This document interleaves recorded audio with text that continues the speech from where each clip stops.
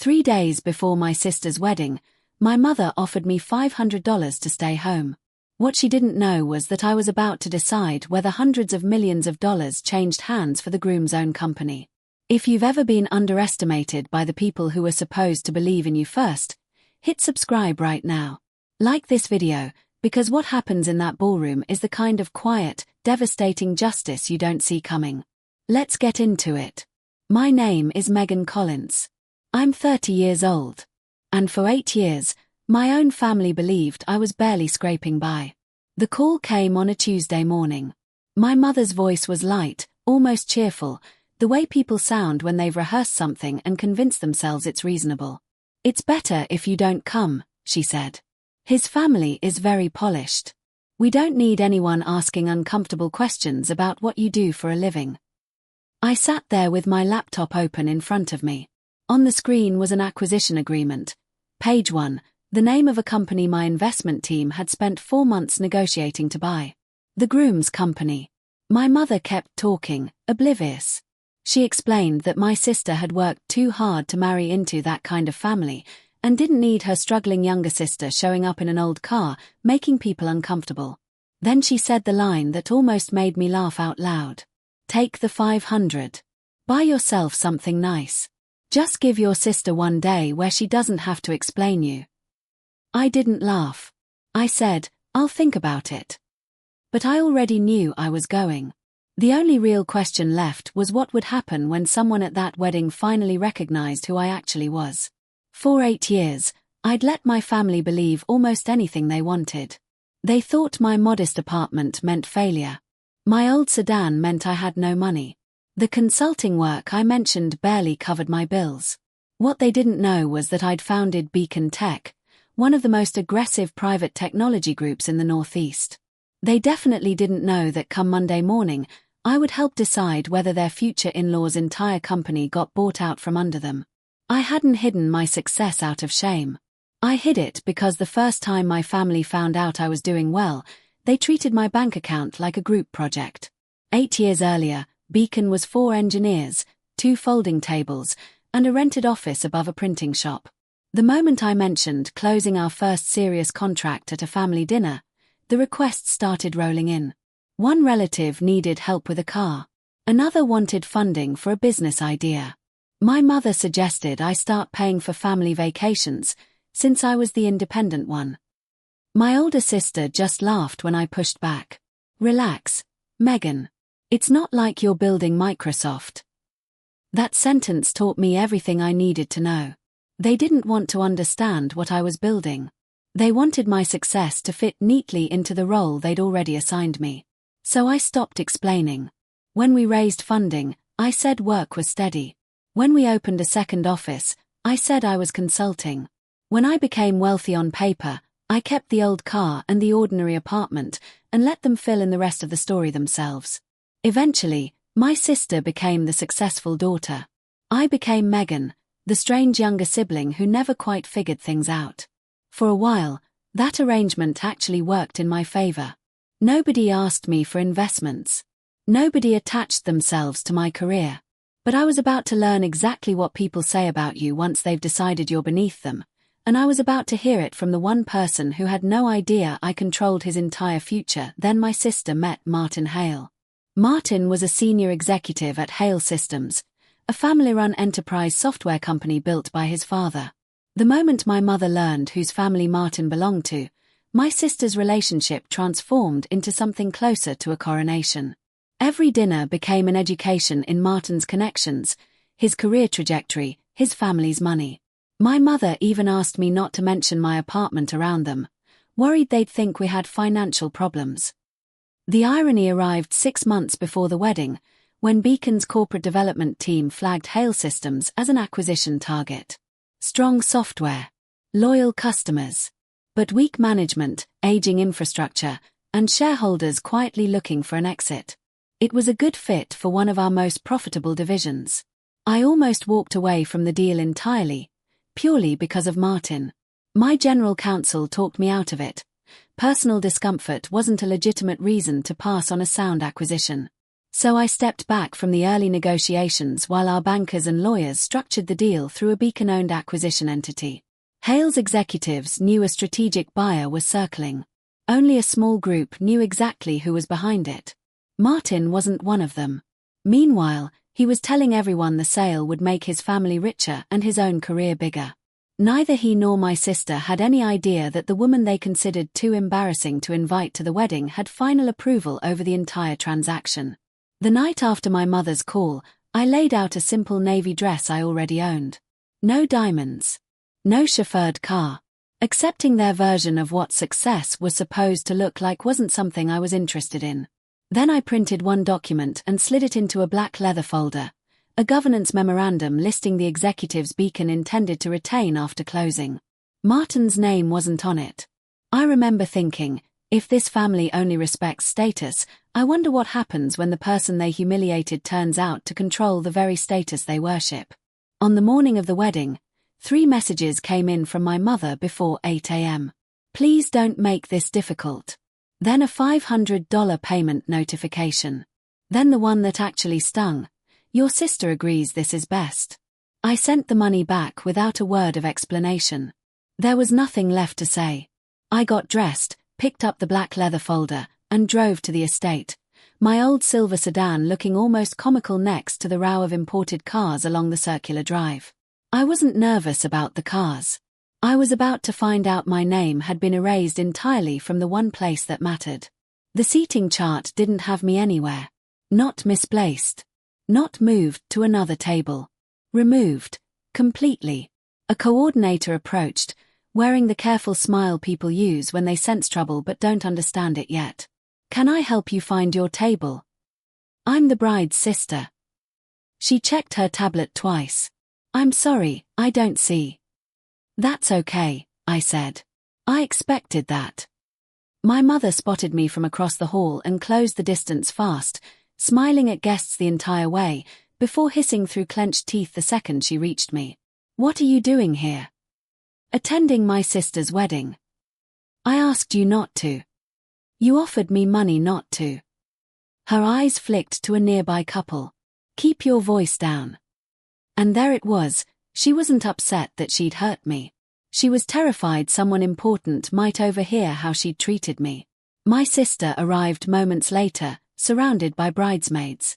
Her smile vanished the second she saw me, not from surprise, but because I'd become a problem that had ignored instructions. Megan, I thought Mom explained everything. She did. Then why are you here? Because you're my sister. Her jaw tightened. This is not the day to make some statement. Walking through the door is a statement now. Then she said the sentence that erased any doubt about why they wanted me gone. Martin's family invited investors, board members, executives, people who actually matter to the company. I can't spend my wedding explaining why my sister never got her life together. Over her shoulder, about 20 feet away, stood Richard Vale, one of Hale's outside directors, someone I'd spoken with directly during 2 confidential strategy calls. He recognized me instantly. I gave him the smallest shake of my head. Not now. He understood and turned away. My mother stepped between us. Please just leave before anyone notices. I almost laughed. Several people already had. I could have ended the entire charade right there, said Beacon Tech, named the deal, opened the folder. Instead, I smiled. Fine. I won't interfere with the ceremony. Relief crossed both their faces. They thought I meant I was leaving. I sat near the back and let the ceremony happen exactly as it should. Whatever my sister had become, she was still my sister, and there had been a version of us that shared a room and traded clothes and stayed up whispering about the lives we thought we'd have. For 20 minutes, I almost convinced myself I could just slip out afterward and let Monday handle the rest. The reception changed that. Martin found me at cocktails, all easy confidence. Megan, right? Sophie told me you work around tech, too. I smiled. Something like that. He had no idea he was standing 6 feet from the woman about to decide his professional fate, and in less than an hour, an entire ballroom would find out exactly who I was, all at once. After dinner, a presentation screen lit up behind the head table. Martin's father rose and delivered a polished toast about two families entering an extraordinary new chapter, carefully never naming Beacon, since the deal was still confidential, but clear enough to anyone who understood the business. New capital. New growth. A future honoring the Hale legacy. Then he raised his glass toward his son. I'm particularly proud that my son will help lead Hale into its next era. That sentence pulled every ounce of my attention off the champagne in front of me. According to Beacon's actual integration plan, Martin would not be leading anything. Our diligence team had flagged real concerns, bypassed procurement procedures, features promised without engineering approval, internal controls treated as obstacles. Nothing criminal. But enough that our recommendation placed him in a 6-month transition role, with no permanent executive authority. Someone had clearly told the Hale family a very different version of events. Martin took the microphone next and kept talking, about the buyer preserving the Hale identity, false, we plan to phase out the brand within 18 months, about senior leadership staying unchanged, also false, and finally, smiling at the room, I expect I'll be spending a lot more time with their senior leadership after closing. Across the room, Richard Vail looked directly at me. We both understood the same thing at the same moment. Someone inside Hale had been selling the family a fantasy. My mother drifted over afterward, glowing with second-hand pride. You see what I meant? These people move in serious circles. Please don't start talking about your little consulting projects tonight. I asked her a simple question. Do you know which company is buying Hale? No, it's confidential. Do you know what happens to Martin after the sale? He'll run a major division. Who told you that? Sophie. And who told Sophie? Martin, obviously. I looked at the groom, standing proudly beneath a screen celebrating a future Beacon had never approved. My mother, misreading my silence completely, softened her voice in the most insulting way possible. I know it must be difficult, watching your sister move forward while you're still figuring things out. That was the exact moment everything clicked into place. My family didn't just think I was unsuccessful, they needed me to stay that way, because it stabilized the story they'd built about themselves for years. Sophie was the daughter who chose well. I was the one who never got it together. And I decided, right there, that I wasn't going to correct that story quietly. I wasn't going to make a speech. I was going to let someone from the world they respected say it for me. 10 minutes later, Martin's father crossed the room, looked directly at me, and said my full name like he was placing the final piece of a puzzle. Megan Collins. We'd spoken twice over video conference during negotiations, but never in person. He shook my hand. I had no idea you were Sophie's sister. Apparently, neither did most people here. Sophie appeared beside us, bright and quick. I hope Megan hasn't cornered you with work talk. My mother joined in with a nervous laugh. Megan gets enthusiastic about technology. She does some freelance consulting. Martin's father looked at me, then at my mother, visibly confused. Freelance consulting. Then, apparently assuming everyone already understood, he said it plainly, Megan founded Beacon Tech. She's Beacon's founder and controlling shareholder. Sophie went still. My mother blinked, twice. Nobody spoke. Megan is leading the group acquiring Hale, he continued. The sentence traveled farther than any shout could have. Conversations stopped at nearby tables. My mother stared at me like the room itself had changed shape. Martin walked over, and I watched recognition arrive piece by piece, enterprise platforms, acquisitions, Richard's greeting, the word Monday. You're M. Collins? He asked slowly. Yes. Beacon. I founded it. His champagne glass lowered an inch. Sophie stared at me. That doesn't make sense. You live in a rented apartment. Yes. You drive that awful car. It runs. You told us you consulted. I do, for your own company, among other things. My mother finally found her voice. You've been lying to us. I stopped giving you financial details, I said. You created the rest for 8 years. From there, it moved fast, Martin demanding to know what happens Monday, Richard confirming that Martin's leadership role was never guaranteed, and then the second, bigger issue surfacing. Customer side letters that never made it into the data room, letters that Martin himself had signed without disclosing during diligence. I closed the folder. Monday's vote is postponed. Martin's father went pale. That could delay everything for weeks. Then it takes weeks. Martin slammed his palm on the table. This is because of Sophie. I held his gaze.